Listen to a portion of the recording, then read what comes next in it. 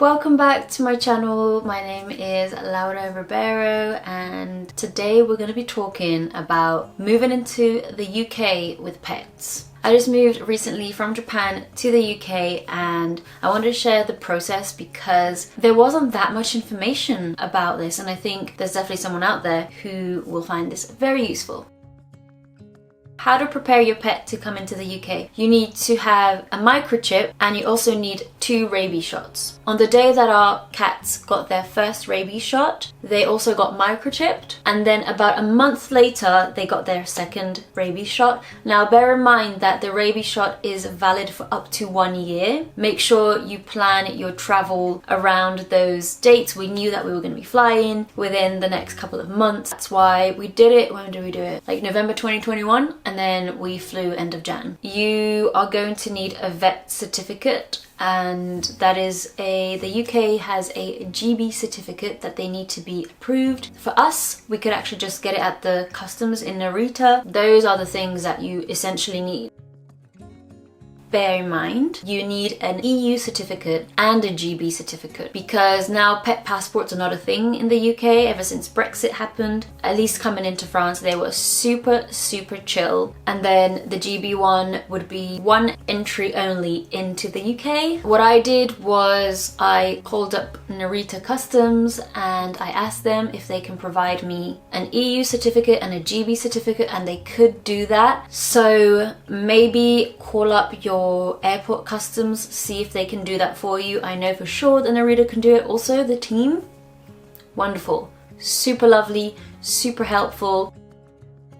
Flying into the UK with your pet is actually a little bit more complicated than if you were going to, for example, other countries, because you cannot take it on board in cabin with you or in the hold in the same flight, just because the way that the UK processes things is a little bit more complicated. So the first one is by pet relocation. You would essentially be booking a cargo flight from the country that you're leaving to the UK. So for example, in my case, I would have to book it from Tokyo Narita to London Heathrow, because London Heathrow is the one that has the animal centre. To book the cargo and all of that jazz, it is the most expensive out of all the options that I'm going to tell you. So when we asked for the quote of how much it would be to send our pets from Tokyo to London, they gave us a quota of $5,000 maybe. Yeah, it was almost like gojuman, like 500,000 yen,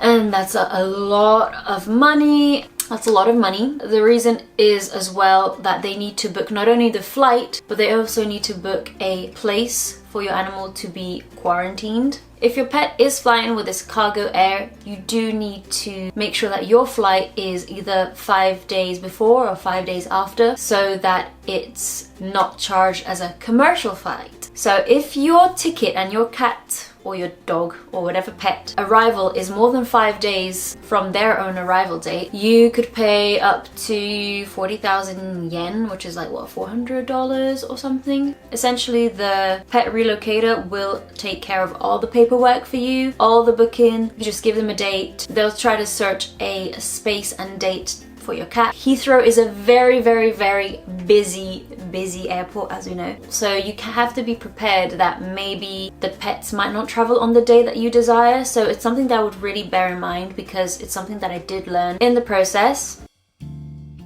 The second way that you can do it is to fly to Europe and then get into the UK. Let me explain what I mean by that. In this case, we had 2 options. You have Paris or you have Amsterdam. So say if you're flying from Tokyo to Amsterdam, you can fly with your pets. KLM and Air France allow you to have your pets on board with you, either in the cabin or in the hold, which is where the suitcases and everything is. In the cabin, it costs about 125 euros, and in the hold, it costs about 400 euros. The good thing about hold is, say for example, if you have more than one pet, for example, I have 2 cats, carrier was large enough to fit both of them. Apparently apparently they say you can carry up to 3 cats in one large carrier. I mean, I had 2 in one large carrier and I was like, are you okay? No, they were fine. They had a lot of space, they could turn around, it was fine. From Tokyo to Amsterdam, you would fly on a direct plane. It's about 12 hours, and then you would go to the Hook of Holland. And from the Hook of Holland, you can take a ferry.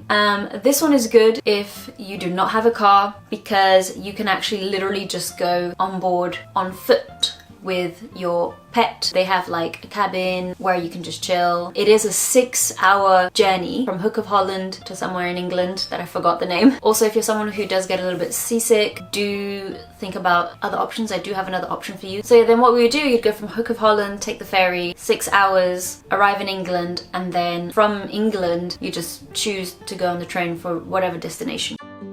The last one, which is the way that I did, to go from Tokyo to Paris, you would be flying with Air France directly, arriving in Paris, getting a train from Paris to Calais. Calais, you know, they have the ferry service as well, but you can catch the Eurotunnel. So you can't take pets on the Eurostar, and that's why you have to go on the Eurotunnel. The Eurotunnel is only for cars. If you don't have a car, what do? There's actually pet taxi services from England that can come into France and take you back into the UK. All you gotta do is just write Folkestone pet taxi. There are a bunch of companies. Email a few of them, see what is the budget that is good for you. I would say it's equivalent to almost like a flight ticket. So it is a little bit more pricier than, for example, the Amsterdam trip would have been, but it is cheaper than the first option, which is the pet relocations. Contact these pet taxis, and actually some of them do come and pick you up at the airport if you have a bigger budget, and probably it is something that I would recommend. You'll hear in my story later. But if you don't have that many items, if it's just your one suitcase and your cat or your dog, whatever, hop onto a train and go all the way to Calais and then meet your taxi driver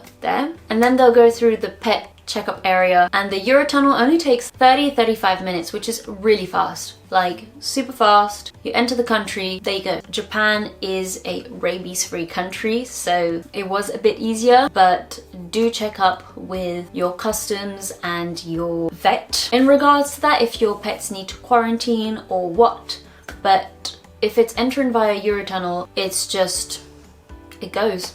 If you're wondering which one of those that I did the France way. It just seemed a lot easier for me. I don't do well with long boat journeys, so. But yeah, those are 3 ways that you can enter the UK with your pets. Again, if you're coming from other countries that are not Japan, do double check what the situation is like, call your customs, talk to your vet. They should have more information. But regarding Japan, it was a lot easier because it is a rabies-free country. And also I was traveling with 2 cats, so I think dogs are a little bit different. So again, double check with your vets and everything. If you are interested in knowing exactly how my story went, I will be uploading another video. Do check that out. It will be out of how my travel went with my cats. It was intense, but I'm just so glad that we're here now. Thank you for watching. Hope you enjoy this video, and I'll see you in the next one. Bye!